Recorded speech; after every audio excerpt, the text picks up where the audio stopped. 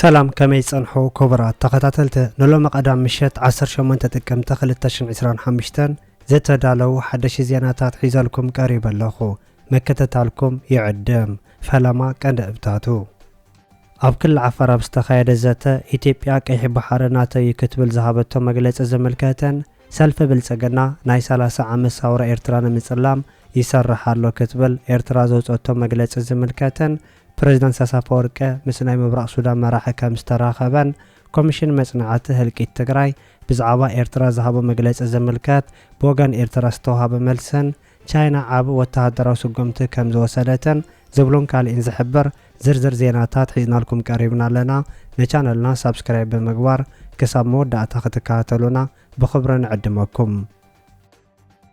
بريزيدنت ساسافورك مسناي مبرق سودان ناظر من رخابو تغليصو بريزيدنت ساسافورك مست مبرق سودان زركب مرح قبيله بين عامر من رخابو تحبيرو ركب بريزيدنت ساسافورك ناظر بين عامر مبرق سودان شيخ علي ابراهيم مكيادو زحبرو نا ايرترا وغنات كلتيوم وغنات اب كلتيوم متحبار كم تزاتيو غليصوم አለው አመንጎ ኤርትራን مبرق سودان ቀጥታ ፖለቲካው ቆጠባው متحبارات مصنحو ዝገልጹ ምንጭታት مبرق سودان اب كينا سودان لعلو عيد حيزا ختوصه ترى ايرترا لعل منبارو يحبرو كوميشن مصنعات هلقيت تግራይ بزعبا ايرترا زهابو مجلس ونجلاي كبلونا ايرترا وغنات كسيسام كوميشن مصنعات تግራይ استوهاله ጉጅለ ነታ ኣብ ክልል ትግራይ ዝተኻየደ ገፍ ዓመልኪቱ ኣብ ዘውፅኦ ጸብጻብ ነኤርትራ ዘጽልም መግለጽ መሃቦ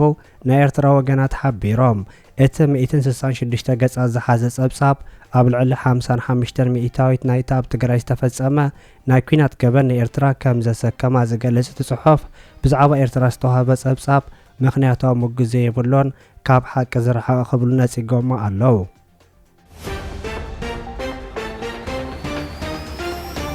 حتى بحر إثيوبيا سرقة زيكونا مسنا بعلها تاريخ ناي متعرق قداي كتبل إثيوبيا تزاريبا حتى بحر إثيوبيا سرقة زيكونا مسنا بعلها تاريخ ناي متعرق قداي كبل انستيت منيسروس قداي إثيوبيا قاليصو متأثر باين كيح بحرن قدا كل العفار بزبل مرح حساب اب كتما سمرا ذات تخايد الله وانا دايركتور انستيت قداي وصا إثيوبيا جعفر بدرو اب تقوان كم زحبرا اب تاريخ اقاطام السعنايو بر بحر ابز حج اوان اطيبقنا من لاينا راسنا خخون مدلاي كابول كتاريخ منتن عرقنا مفصام قداي إلو قداي بحر إثيوبيا اب تاريخ بحق بتفطرون جيوبوليتيكا وحق زغبو ابوتا ناي مركب كم اون تسبي زغبرالو جيوبوليتيكا وقدا زمصلو قداي كم زخونه ون غليصو بريزيدنت يونيفرسيتي سمرا محمد عثمان بغدو هلونا إثيوبيا اب اباين كح بحرن زيتا مسرت مخانو زغلص خوينو إثيوبيا اف دغ بحر نمركب تغبرو زلا لعل سعري ربعو نتزوباون كم زخونه غليصو امبرق افريكا ماي زخونه إثيوبيا اف دغ بحر ناي مركب قداي نصبح زبحال كم زيكونه بريزيدنت يونيفرسيتي سمرا غليصو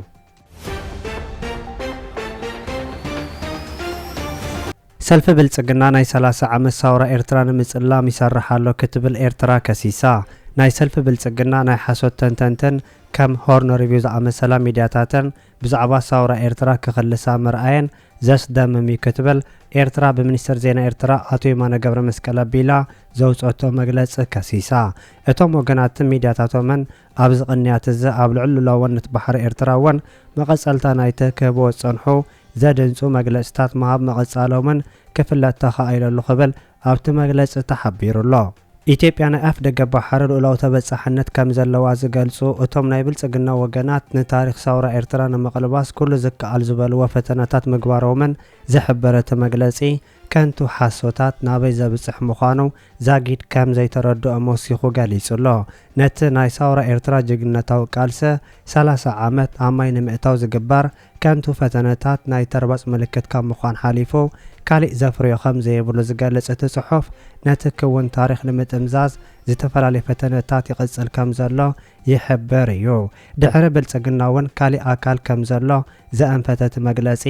ገለ ካብቲ ዝወሃብ ዘሎ ዓንዳሪ መግለጽታት ብወጻእተኛታት ሃገራት ዝተለዓለን ዝተመወለ ምዃኑ እውን ዝገልጽ እቲ ሓበሬታ ታሪኽ ኤርትራን ዘንተዕለት ክነብር ምዃኑ ኣስሚሩሉ ኣሎ እቲ ናይ ሚኒስተር የማነ ጽሑፍ ናይ ትማሊ ታሪክ ብጽሩይን ዘሐፈረን ሓሶት ክድምሰስ ከም ዘይክእል ክሕብርን ከሎ ሳውራ ኤርትራ ንበይኑ አንጻርና ኢትዮጵያ ሓይሊ ጥራይ ዘይኮነ አንጻር ገጀፍቲ ሓይልታት ሕብረተሰቤትን አሜሪካውን ምምካቱ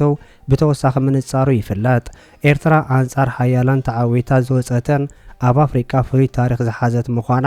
ዝጠቐሰት መግለጺ ኤርትራ ኣብ ኩነታት ዝሑል ኪናት ናይ 10 ዓመታት ደማዊ ኪናት ብምፍጻም ሳላ ብሉጻት ደቃ ናጽነት መጎናጸፋ ሓቢሩሎ። ኣብ ልዕሊ ህዝቢ ኤርትራ ዝወረደ ኣድራዕ ጠንቂ ኩሉ ኪናት ምዃኑ ዝሕብር እቲ ጽሑፍ ህዝቢ ኤርትራ ምእንቲ ናጽነቱ ዝኸፈለ ዋጋ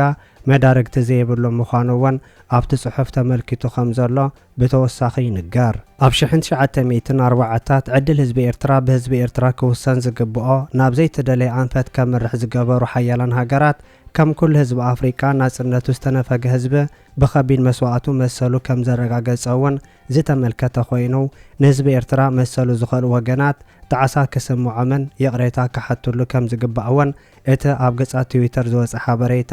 ሚኒስተር የማነ ገብረ መስቀል ወሲኹ ገሊጹሎ።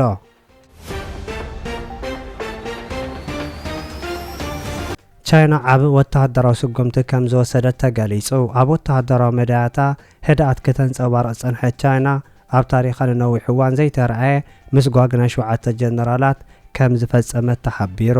ናይ ቻይና ደሳዊ ሰልፊ ኣብ ልዕሊ ላዕሎት ጀነራላቱ ዝፈጸሞ ዘሎ ስጉምቲ ኣብ ውሽጢ 10 ዓመታት ተረኣዩ ዘይፈልጥን ንፖለቲካውን ወተሃደራውን ቅርፂ ናይቲ ሃገር ኣብ ቀውሲ ዘእቱ ክኸውን ከም ዝኽእል እውን ምስቲ መንግስቲ ምትእሳር ዘለዎም ወገናት ይገልጹ። እቶም ዓበይቲ ጀነራላት ብሰንኪ ኣብ ፋይናንሳዊ ጉዳያት ዝፈጸምዎ ገበናት ካብ ስልጣኖም ከም ተሰጎጉ ዝሕበር ናይቲ መንግስቲ መግለፂ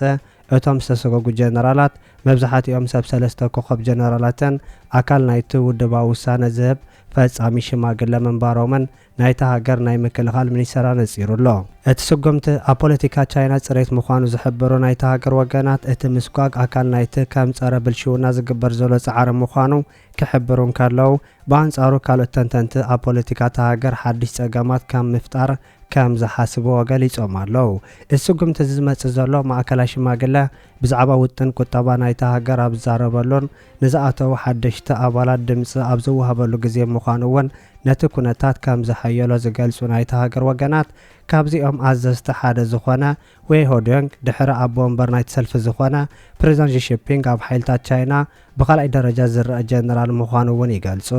ጀነራል ዋይዲንግ ንመወዳእታ ግዜ ኣብ መጋቢት ተረኣየ ኮይኑ ንነዊሕ እዋን ካብ ዓይነቲ ህዝቢ ምኽዋሉ ከም ኣካል ናይቲ ኣብ ላዕሎት ኣዘዝቲ ሰራዊት ዝካየድ ዘሎ ምጽራይ ክኸውን ከም ዝኽእልን ኣብ ትሕቲ ምርመራ ክህሉ ከም ዝኽእል ግምታት ክወሃብ ምጽንሑ እውን ይንገር። እቲ ላዕለዋይ ሓላፊ ኣብ ፖለቲካዊ ስርዓት ቻይና ኣባል ፖሊት ቢሮን ዝለዓለ ውሳነ ዝህብ ፈጻሚ ሽማግለ ብምንባሩ ኣብ ታሪክ እቲ ሃገር ፍሉይ ተሪኦም ምዃኑ እውን ዝሕብሩ እቶም ወገናት ኣባል ላዕለዋይ ሽማግለ ኣብ ፍርዲ ክቐርብ እዚ ኣብ ነዊሕ ዓመታት ናይ ፈለማ ምዃኑ ይገልጹ። ናይቲ ሃገር ሚኒስተር ምክልኻል ኣብ ዝሃቦ መግለጺ እቶም ኣዘዝቲ ሕጊ ሰልፊ ከም ዝጠሓሱን ምሕረት ክግበረሎም ከም ዘይክእል ከንጽርን ከሎ ብዙሕ ገንዘብ ዘጠቓለለን ከቢድ ሳዕቤን ዘለዎ ከቢድ ገበን ከም ዝፈጸሙ እውን ኣቃሊዑ ኣሎ። ኣብ ልዕሊ እቶም ጀነራላት ወተሃደራዊ ክሲ ከም ዝተመስረተሎምን መቕጻዕቶምን በቲ ሰልፍን ቤት ጽሕፈት ብልሽውና ክርአ ምዃኑ ዘመልክት እቲ ናይ ምክልኻል መግለጺ ነቶም ጀነራላት ኣብ ትሕቲ ቀይዲ ምእታዎም ዓብ ዓወት ክኸውን ከም ዝኽእል ይገልጽ።